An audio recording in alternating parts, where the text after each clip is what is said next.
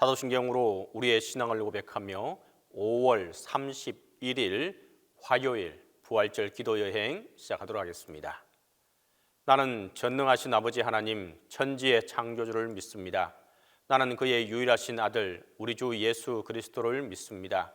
그는 성령으로 잉태되어 동정녀 마리아에게서 나시고 본디오 빌라도에게 고난을 받아 십자가에 못 박혀 죽으시고 장사된 지 사흘 만에 죽은 자 가운데서 다시 살아나셨으며 하늘에 오르시어 전능하신 아버지 하나님 우편에 앉아 계시다가 거기로부터 살아있는 자와 죽은 자를 심판하러 오십니다. 나는 성령을 믿으며 거룩한 공교회와 성도의 교제와 죄를 용서받는 것과 몸의 부활과 영생을 믿습니다.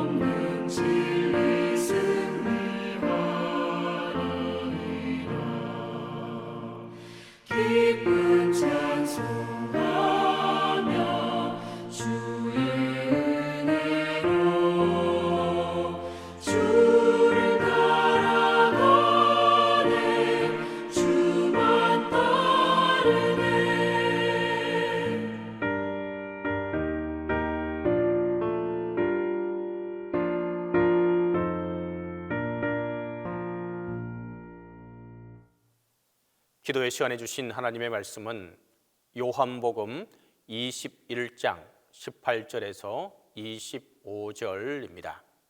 신약성경 요한복음 21장 18절에서 25절입니다.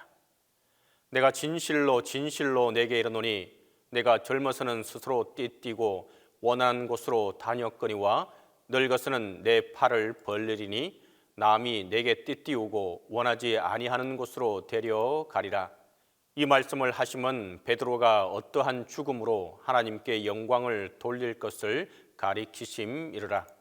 이 말씀을 하시고 베드로에게 이르시되 나를 따르라 하시니 베드로가 돌이켜 예수께서 사랑하시는 그 제자가 따르는 것을 보니 그는 만찬석에서 예수의 품에 의지하여 주님을 파는 자가 누구 오니까 묻던 자더라.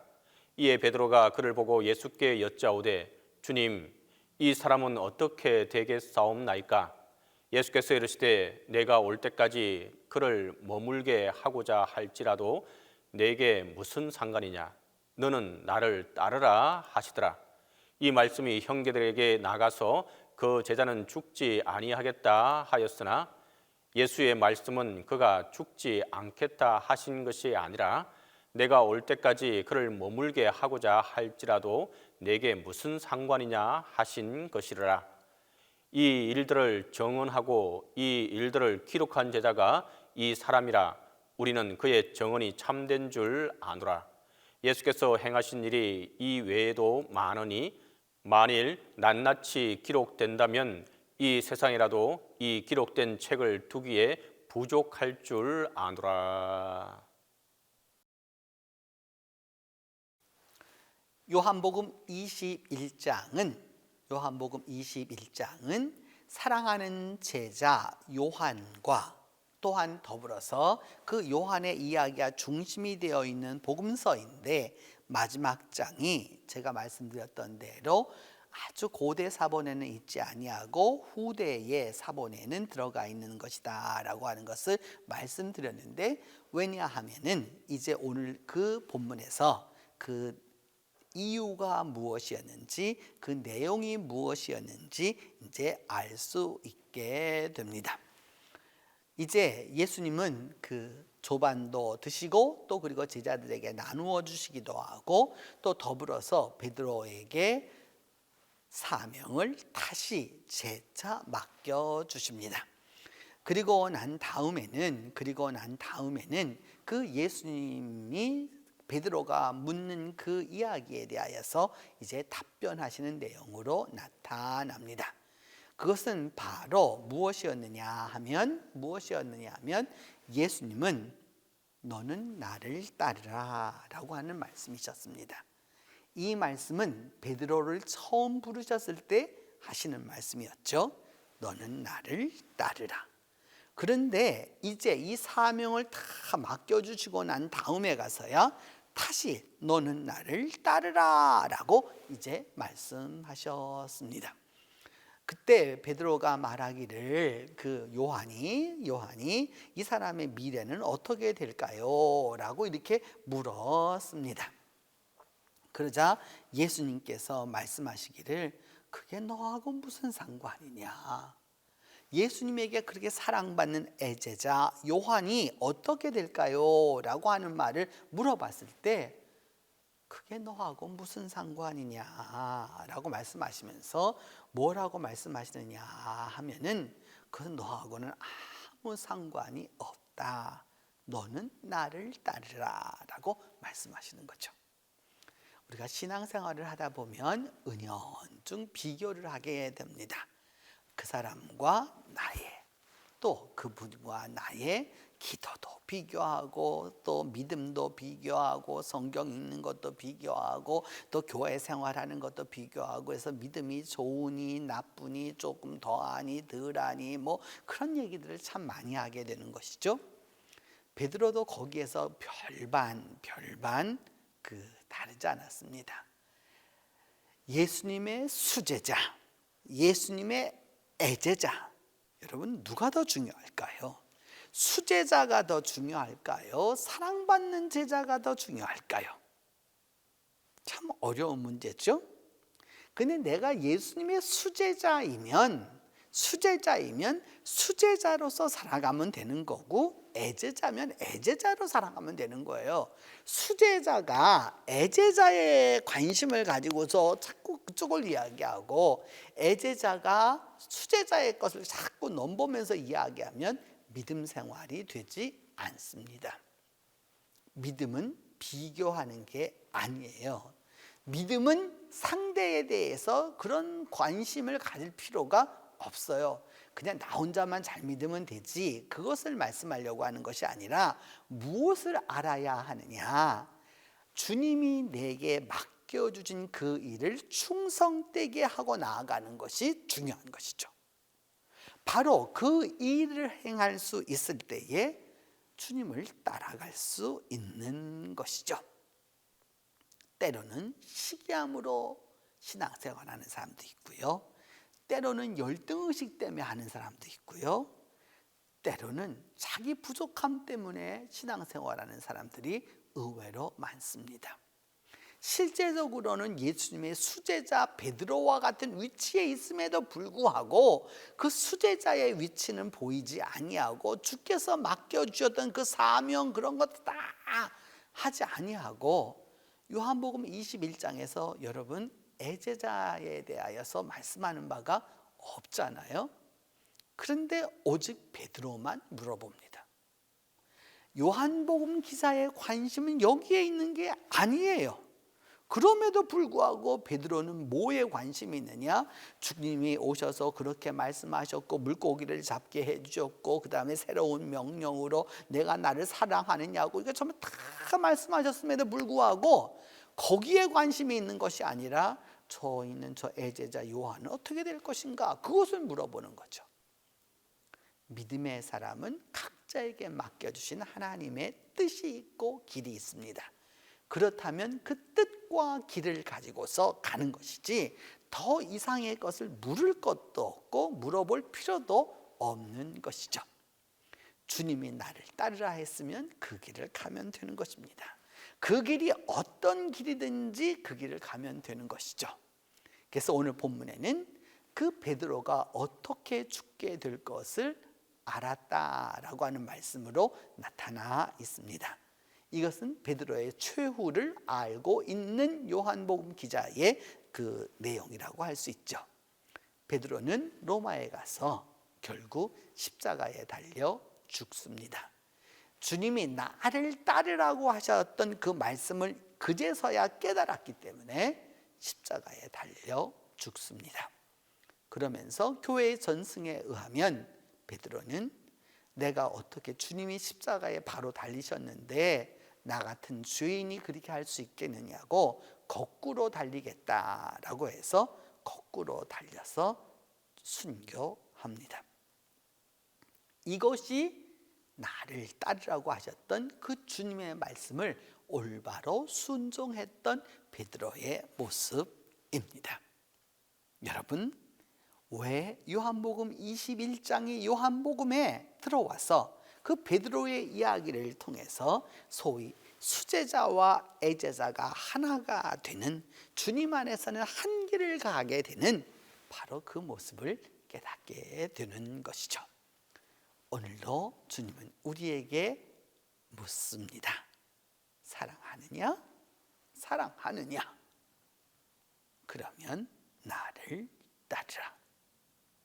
이 음성에 순종하는 은혜가 오늘도 함께 하기를 바랍니다. 기도합니다. 첫 번째는 주님은 우리의 갈 길을 알고 계시고, 또한 우리의 최후가 어떠할지를 주님은 이미 알고 계십니다. 그 주님이 목적하시는, 그 주님이 기대하고 계시고 계획하고 계시는 그 뜻에 순종할 수 있도록 위하여서 기도하겠습니다. 두 번째는 나를 따르라고 말씀하시는 주님의 음성에 순종할 수 있도록 위하여서 기도하겠습니다. 세 번째는 온 세상에 우리 모두가 부활의 증언자가 되도록 위하여서 기도합니다. 우리 같이 기도하겠습니다. 자비로우신 하나님, 이 시간 은혜를 감사하고 감사합니다. 주님께서는 베드로를 향하신 그 뜻이 있었고, 그의 젊음과 그의 늙어서 그가 어떻게 순교하게 되는지를 이미 다 알고 계시면서 하나님의 뜻을 가지고 하나님의 뜻대로 인도하셨음을 오늘 성경을 통해서 배웁니다. 하나님, 이제 기도하고 원하오니 주께서 은혜를 베풀어 주시고 주께서 함께 하여 주셔서 주님의 그 뜻을 따라 살아가는 우리 모두가 될 수 있도록 하나님이 함께 하여 주시옵소서. 하나님, 그리함으로 말미암아 하나님의 뜻을 이루어가는 우리 모두가 될 수 있도록 붙들어 주시고, 주께서 나를 따르라고 하시는 그 말씀에 순종할 수 있도록 하나님이 함께하여 주시옵소서. 그리함으로 말미암아 믿음 안에서 우리 모두가 순종할 수 있도록 도와주시고, 아직도 나를 부르사 나를 따르라고 하시는 그 주님의 음성에 순종하는 우리 모두가 될 수 있도록 하나님께서 함께하여 주옵소서. 또한 우리 모두가 이제 다 부활의 증언자들이 되게 하여 주시고, 부활의 증언자들이 됨으로 말미암아 수제자는 수제자의 역할로, 애제자는 애제자의 역할로 나아가서 하나님의 뜻을 이루어 드리는 우리 모두가 될 수 있도록 도와주시옵소서. 부활의 7번째 주간을 지나갑니다. 주님, 우리 모두가 다 이 요한복음 21장에 나타난 이 말씀 그대로 순종해서 우리 모두가 다 부활의 증언자로 예수 그리스도께 영광을 돌리고 하나님께 영광을 돌리는 우리 모두가 되게 하여 주시옵소서. 이제는 주님께서 가르쳐 주신 기도로 오늘 기도회를 마치도록 합니다. 하늘에 계신 우리 아버지, 아버지의 이름을 거룩하게 하시며 아버지의 나라가 오게 하시며 아버지의 뜻이 하늘에서와 같이 땅에서도 이루어지게 하소서. 오늘 우리에게 일용할 양식을 주시고, 우리가 우리에게 잘못한 사람을 용서하여 준 것 같이 우리 죄를 용서하여 주시고, 우리를 시험에 빠지지 않게 하시고 악에서 구하소서. 나라와 권능과 영광이 영원히 아버지의 것입니다.